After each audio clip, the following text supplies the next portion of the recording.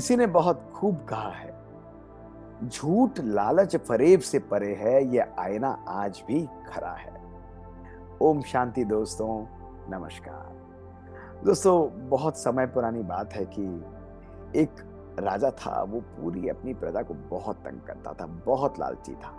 बिना जरूरत के भी अनेकों अनेक प्रकार के कर लगाता, लोग परेशान थे, उनके ऊपर अत्याचार करता और धन की अपार तिजोरियां भर भर कर अपने पास इकट्ठा करके रखता था दोस्तों। जो लोगों का हक होता था उनको वो भी नहीं देता था, और गरीब लोगों को भी दोस्तों बहुत बहुत कष्ट देता था, और लोग बहुत परेशान थे। लेकिन दोस्तों, उसकी एक आदत थी कि वो रोज कहीं ना कहीं कोई ना कोई सत्संग जरूर कराता रहता था।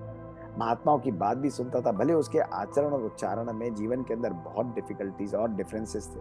दोस्तों, एक दिन सारे लोग उस राज्य के परेशान होकर एक बहुत पहुंचे हुए महात्मा के पास गए, और उन्होंने अपनी परेशानी उस महात्मा को बताई। तो उसने कहा, भाई मैं तो सत्संग कराता हूँ, मैं इसमें क्या करूंगा। उन्होंने कहा, प्लीज आप देखिए, जो आप सत्संग कराते हैं, अपने ज्ञान का उपयोग करके इस राजा को भी सद्बुद्धि दीजिए, किसी ना किसी तरह हमारे ऊपर से ये मुसीबत छूटे। दोस्तों, महात्मा मुस्कुराने लगा। उसने कहा, तुम कहते हो तो चलो मैं कर दूं। दोस्तों, वो महात्मा अगले दिन दरबार में पहुंच गया, और राजा ने उसका सम्मान भी किया, और राजा ने कहा कि अब आप आए हैं तो जरूर यहाँ पर हमें सबको सत्संग करा के जाइए। उस महात्मा ने कहा, ठीक है राजन, आप कहते हैं तो मैं जरूर आप सब लोगों को सत्संग कराऊंगा। और अगले दिन दोस्तों, उस महात्मा ने बहुत सुंदर सत्संग कराना आरंभ किया। सब भाव विभोर थे, सुन रहे थे। और दोस्तों, सत्संग कराते कराते महात्मा ने अपनी झोली से कुछ बड़े छोटे से कंकड़ पत्थर जो है वो बाहर बिखेर दिए।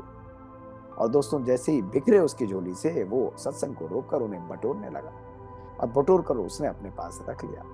तो सब लोग देखकर हंस रहे थे कि उन्होंने कहा, भाई ये महात्मा की झोली से कंकड़ पत्थर गिरे, ये क्या होगा। तो राजन ने बोला कि महात्मा जी, ये कंकड़ पत्थर आपकी झोली से गिरे, आप इन्हें बटोर क्यों रहे हैं। उसने कहा, नहीं नहीं, ये तो मेरे अपने हैं, मुझे बहुत प्रिय हैं, इनको तो मैं अपने साथ लेकर जाऊंगा, मैं हमेशा इन्हें अपने साथ रखता हूँ। तो राजन ने कहा कि कहाँ लेकर जाएंगे। उसने कहा, इनको तो मैं अपने साथ मरने के बाद भी लेकर जाऊंगा। तो राजा उनकी बात को सुनकर हंसने लगा। उसने कहा, मैं तो समझता था ये बड़ा ज्ञानी महात्मा है, लेकिन ये तो बहुत ही मूर्ख निकला। कभी कंकड़ पत्थर भी कोई अपने साथ ले जा सकता है। उसने कहा, महात्मा जी, मैं आपसे बड़ी विनम्रता से पूछता हूँ कि क्या ये पॉसिबल है कि जो एक कंकड़ पत्थर जिनको आप अपना कह रहे हैं, इनको आप अपने मरने के बाद भी अपने साथ लेकर जाएं। तो महात्मा ने कहा, पॉसिबल तो नहीं है। तो राजा ने कहा, बिल्कुल पॉसिबल नहीं है, ये आप भी जानते हैं और मैं भी जानता हूँ। तो महात्मा मुस्कुराते हुए उससे बोलने लगा कि राजन, जब आप जानते हो कि इन कंकड़ पत्थरों को मरने के बाद ले जाना पॉसिबल नहीं है अपने साथ, तो क्यों आप पूरे दिन अपनी प्रजा को परेशान करते हुए धन का ये कंकड़ पत्थर इकट्ठा करके अपनी तिजोरी में डालते हो। क्या भगवान ने आपके लिए कोई अलग रूल बनाया है कि आप अपने मरने के बाद भी सारे धन और दौलत को अपने साथ ले जा पाओगे।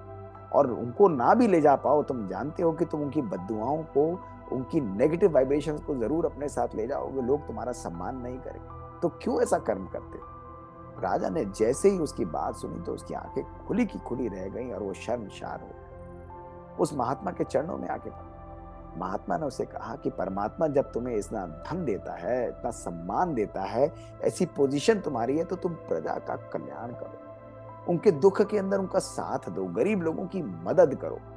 कर जरूर वसूल करो, जो लोग कर दे सकते हैं, लेकिन उस कर को भी वसूल करके प्रजा के हित के अंदर लगाओ, अपने राज्य को विकसित करो, ना कि गरीब लोगों को तंग करके उनकी बद्दुआओं को इकट्ठा करो। दोस्तों, राजा ने उसी दिन उसी क्षण से अपने जीवन को चेंज कर दिया, खजाने खुलवा दिए अपने, गरीब लोगों को धन वितरण किया, किसानों को जमीन दी, और उस राज्य के अंदर खुशहाली, उस राज्य के अंदर दोस्तों सुकून और शांति की वाइब्रेशन कुछ ही दिनों के अंदर दोस्तों वापस फैलने लगी।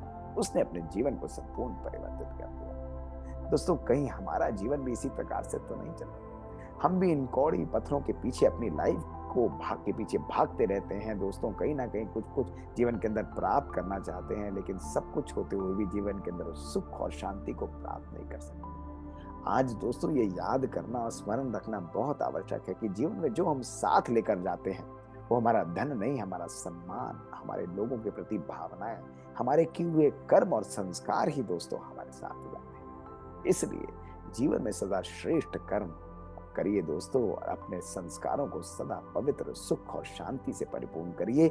यही हमारी असली संपत्ति है दोस्तों। यही हमारे जीवन के अंदर कमाया हुआ सच्चा धन है, जिसको हम सदा अपने साथ लेकर जाते हैं, लोगों की दुआएं लेकर साथ जाते हैं।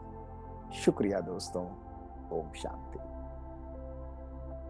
दोस्तों, बात बात की सुंदर सीरीज में हम छोटी छोटी कहानियां आपके पास लेकर आते हैं, और यदि ये कहानियां आपके मन और आपके दिल को छू जाती हैं तो जरूर हमको लिख कर भेजिए। अपनी कहानियां कुछ और भी हमको लिख कर भेजिए। हमारा ईमेल है bk.mohitgupta@gmail.com पर।